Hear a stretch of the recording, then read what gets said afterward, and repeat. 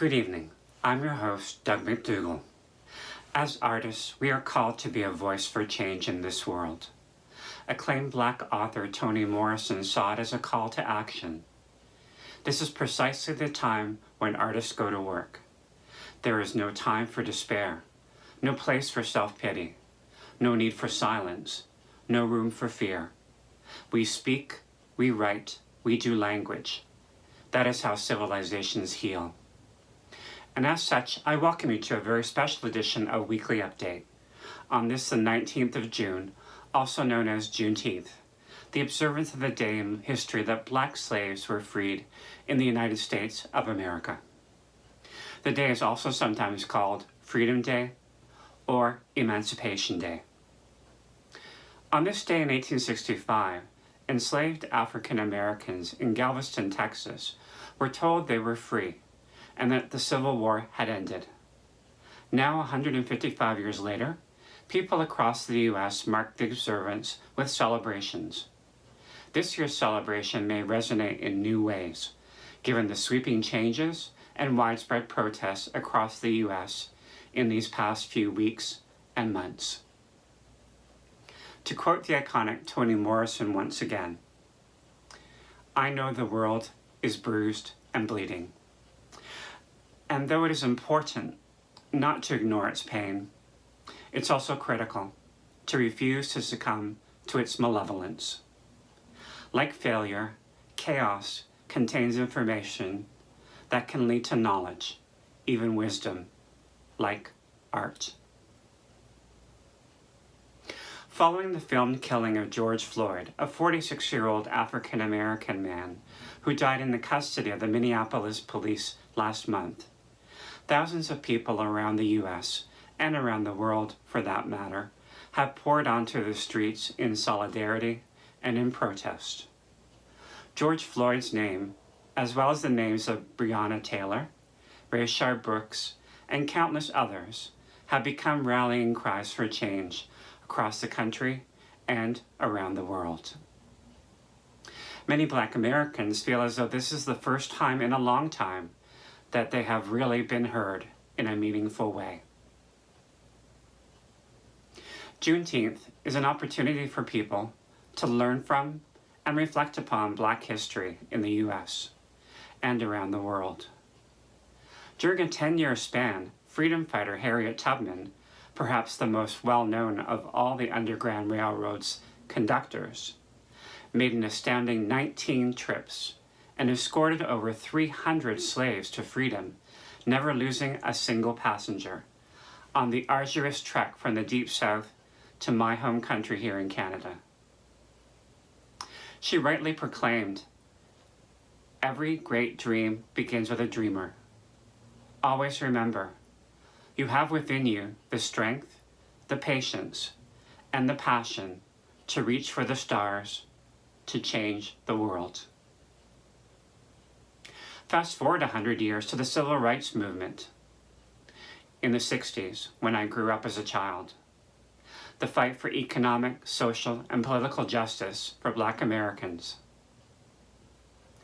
Reverend Dr. Martin Luther King Jr.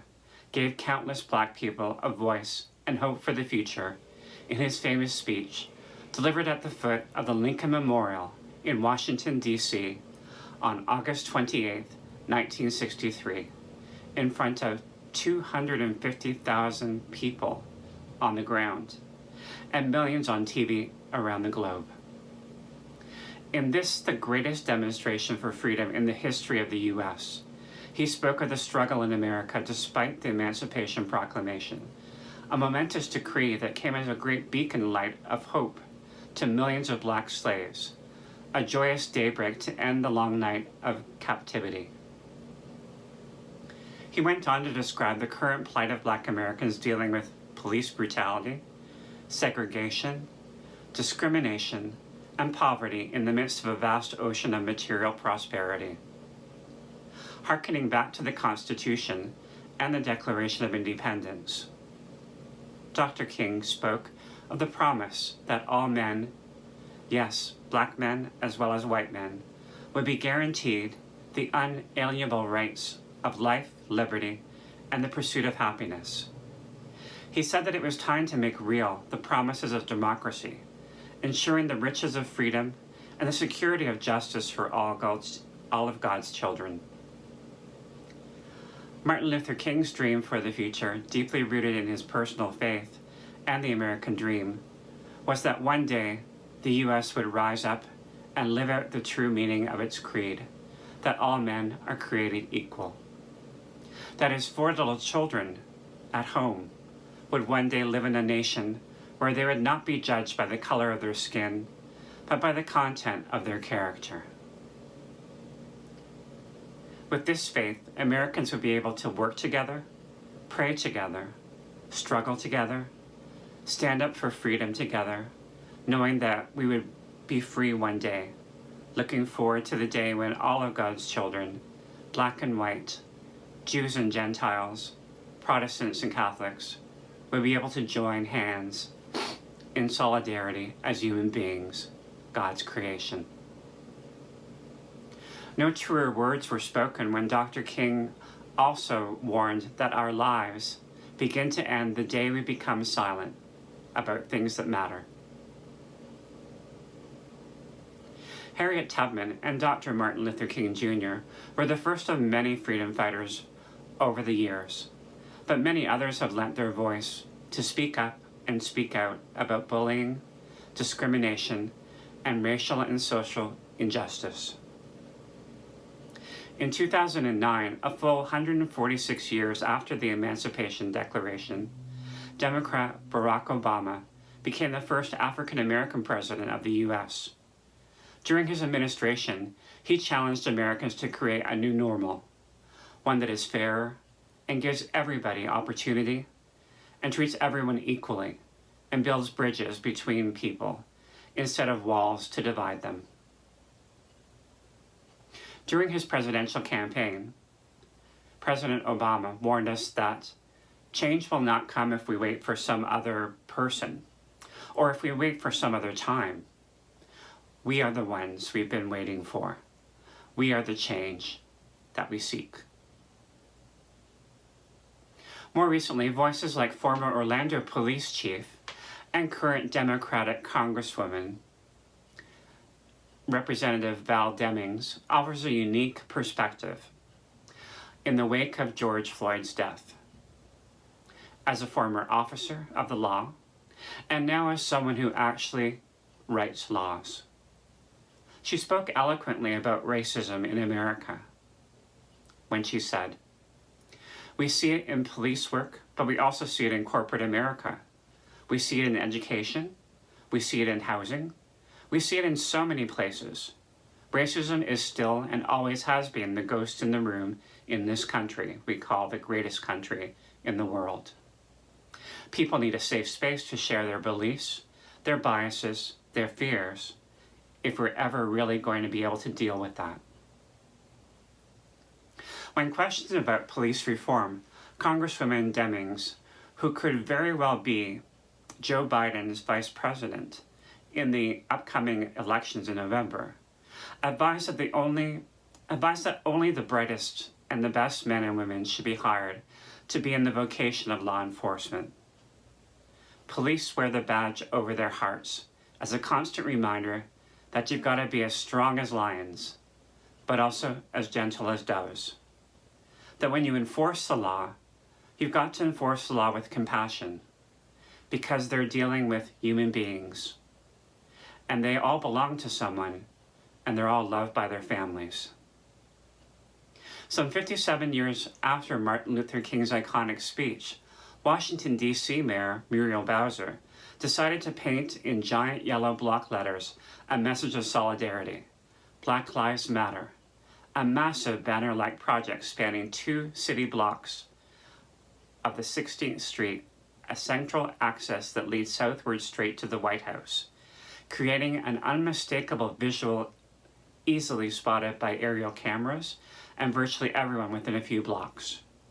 She told reporters outside of St. John's Church next to Lafayette Park that she and DC Council members simply wanted to demonstrate that in America, you can peacefully assemble on American streets, and you can bring grievances to your government, and you can demand change.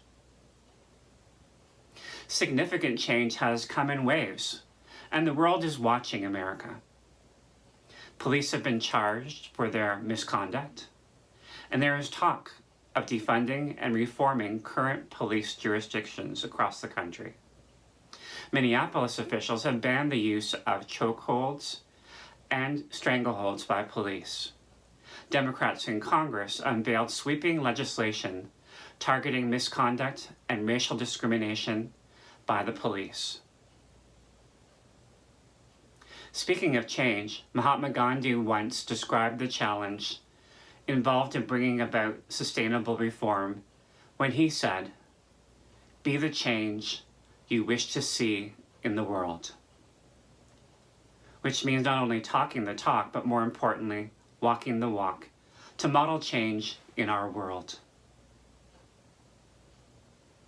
So if we are fighting against structural and institutional racism and advocating for meaningful, sustainable reform in police practices and the broader criminal justice system, we need to change hearts and minds in today's culture by speaking up and speaking out for injustice, no matter our race or religion. On the playing field, we've seen professional athletes taking the knee during the national anthem, like former San Francisco 49ers quarterback Colin Kaepernick, who did so some 4 years ago as a symbolic gesture of respect, concern, and vulnerability, galvanizing others to work concretely on the problems of police brutality and violence against unarmed Black people and racial bias in the criminal justice system. Change happens, but it doesn't happen all by itself. Sometimes you need to kneel to conquer. In a statement released last Wednesday, NASCAR officials affirmed that the presence of the rebel or Confederate flag at NASCAR events runs contrary to our commitment to providing a welcoming and inclusive environment for all fans, our competitors, and our industry. Bringing people together around a love for racing and the community that it creates is what makes our fans and sports special. The display of this flag will be prohibited from all future NASCAR events. There is also talk of taking down Confederate statues and renaming over 10 Army bases throughout the U.S. which glorify Confederate military commanders. In popular culture, PepsiCo's Quaker Oats announced on Wednesday that its Aunt Jemima line of breakfast food products would undergo a major rebrand to make progress toward racial equality and rectify its usage of racial stereotypes. Dating back to 1890, Aunt Jemima is based on a storyteller, cook, and missionary worker named Nancy Green. But CNN sources say it may be based on a song that was performed by slaves titled Old Aunt Jemima. The Aunt Jemima label seen on maple syrup bottles, pancake mix boxes, and other items will get a new name and image after 130 years. New packaging is expected to hit stores by the end of the year. Uncle Ben's rice and Mrs. Butterworth's syrup are also following suit. Pop country trio Lady Antebellum announced last week their decision to continue with the name Lady A, dropping the word antebellum. The term, which means before a war, has been widely associated with the pre-Civil War in the United States, when slavery was practiced. The band members said they were regretful and embarrassed for not taking into consideration the word's associations with slavery when they first hit the music scene in Nashville some 14 years ago. Adjusted for inflation, Gone with the Wind, the highest grossing movie in cinema history, set against the backdrop of the American Civil War, has come under much scrutiny in the recent years due to its rosy depiction of the antebellum South before the Civil War, where the relationship between slaves and their white owners was gentler and kinder than it actually was.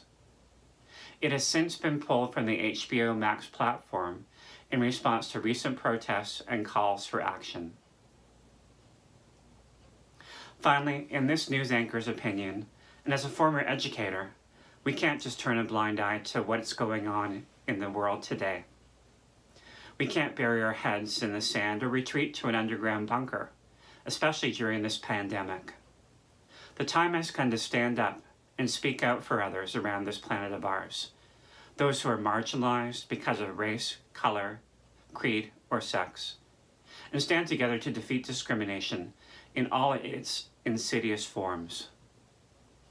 Mother Teresa echoed the hope and optimism for change that Martin Luther King spoke of over 4 decades ago when she wrote, "The good you do today, people will often forget tomorrow. Do good anyway. Give the world the best you have, and it may never be enough. Give the world the best you got anyway." You see, in the final analysis, it's between you and your God. It was never between you and them anyway. And in the words of the late great Canadian federal NDP leader Jack Layton, lies a message for us on how to move forward together as one. Love is better than anger. Hope is better than fear. Optimism is better than despair. So let us be loving, hopeful, and optimistic, and we'll change the world. So let's stand in solidarity with Black communities. We will not be silent. We see you. We are listening. We support you. We love you. Racism, ignorance, bigotry, and police violence will not be tolerated. Black lives matter. Ultimately, all lives matter. Until we meet again next week, stay safe, stay healthy, and by all means, stay informed. Sisohambanaye, peace.